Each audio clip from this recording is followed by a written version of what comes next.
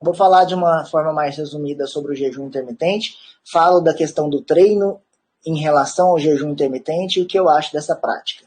O jejum intermitente virou moda.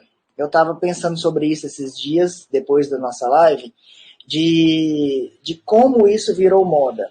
Como eu sou profissional, eu sou um profissional do exercício, eu não sou nutricionista.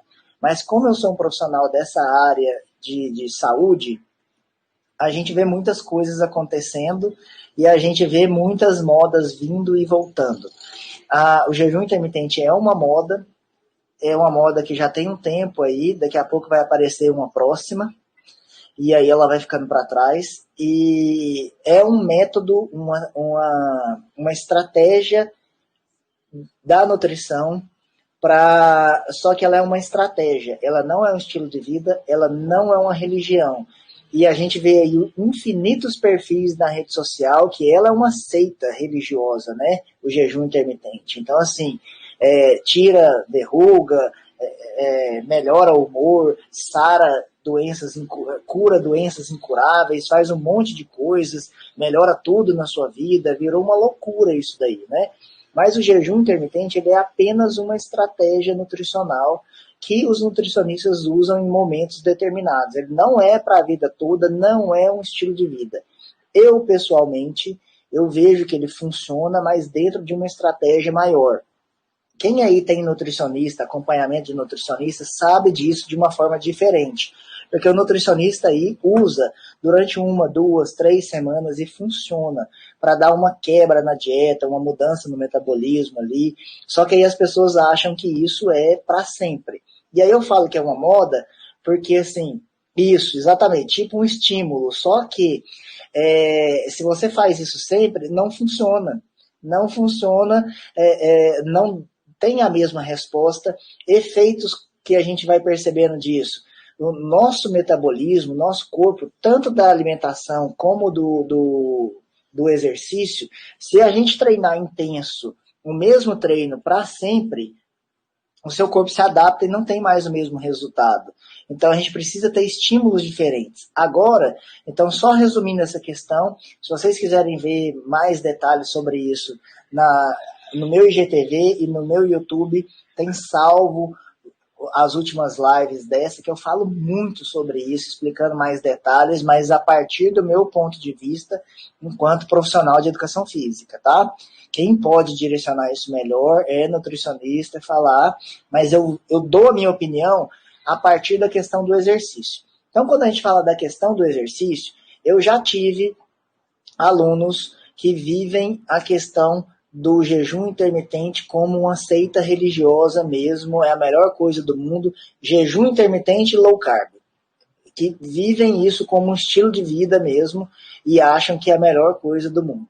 Aí a pessoa sobe na balança, ela está perdendo peso. Só que eu faço a avaliação corporal com os meus alunos. Então a gente vê ali percentual de gordura, medidas e tudo mais. Aí a pessoa, nossa, emagreci 3 quilos e tal e tal. A gente vai ver o que aconteceu. A pessoa está mais flácida e está perdendo massa muscular. E aí medidas de coxa, de braço, por exemplo, que são medidas que deveriam ser a mesma ou maior por estar ganhando massa muscular, ou se tivessem menores essas medidas de coxa e de braço, outras medidas que são de gordura, por exemplo, na cintura, na barriga, teriam que ser menores também, porque aí a gente estaria enxergando junto com o percentual de gordura que está perdendo medidas por uma questão de gordura. Espero que não esteja ficando confuso, mas deixa eu explicar melhor então. Aí a gente vai lá, olha o percentual de gordura. A pessoa fala, eu emagreci 3 quilos. Aí ela sobe na balança, emagreceu 3 quilos. A gente vai ver o que é, a gente olha lá, aumentou o percentual de gordura em relação à última avaliação. As medidas na região de cintura e abdômen estão a mesma ou aumentaram, e as de braço e coxa a gente vê que diminuiu. Então aumentou o percentual de gordura, mas diminuiu o peso. O que quer dizer? Quando a gente olha lá percentual de gordura, massa muscular e as medidas, que ganhou gordura e perdeu massa muscular, porque é um mecanismo de defesa que o nosso corpo faz. E aí, quando a pessoa começa a viver essa questão do jejum intermitente, falando na prática no treino, eu já vi essas mesmas pessoas que eu estou falando dessa questão de achar que o peso na balança diminuiu, mas a gente vê que medidas de músculo diminuíram e aumentou o percentual de gordura. Quando a gente vai treinar mais intenso um pouco, a pessoa não consegue. Ela não consegue, ela sente tontura, sente enjoo e não consegue fazer. Eu falo assim, na hora que o treino vai ficar bom, a pessoa não consegue fazer. Mas é uma estratégia que funciona e o treino tem que estar coerente a isso. Mas é uma estratégia pontual.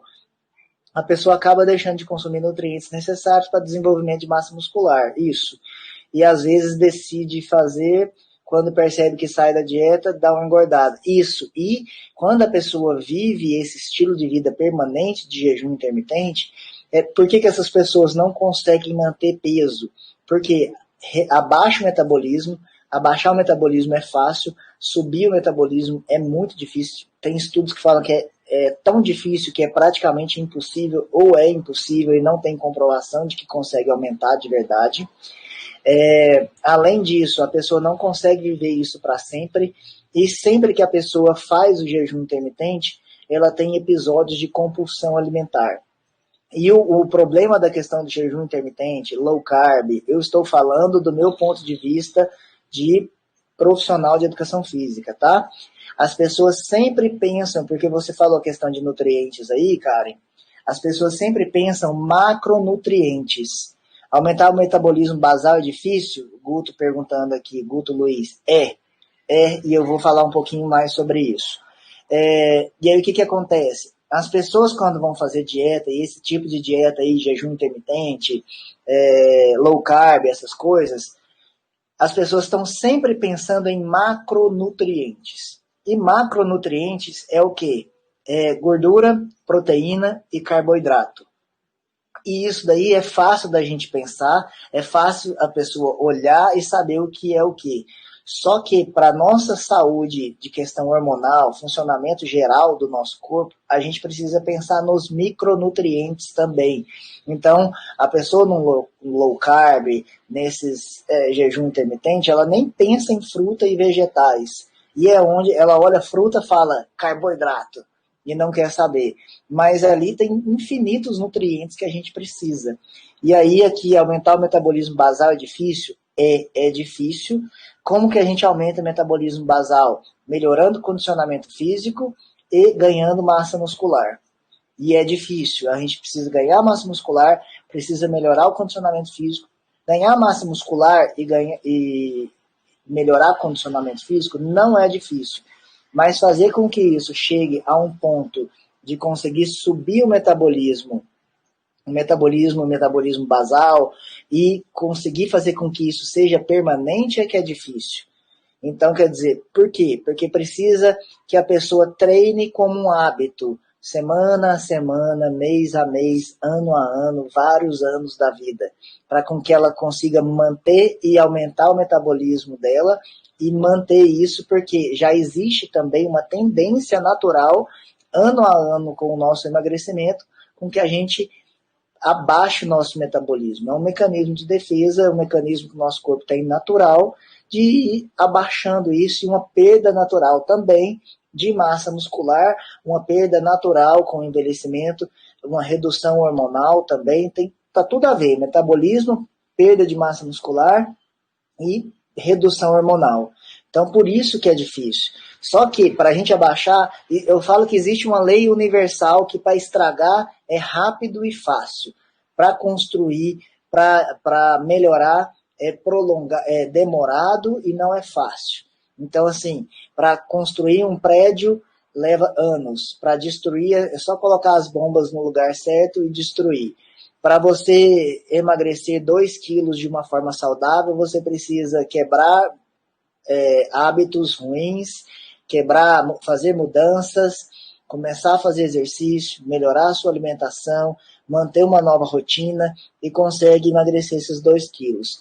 Manter esses 2 quilos a menos é difícil, é uma das coisas mais difíceis que tem, é manutenção das coisas, Eu acho que é mais difícil do que construir até. A gente vê aí quantas obras existem por aí, quantas coisas governo e a empresas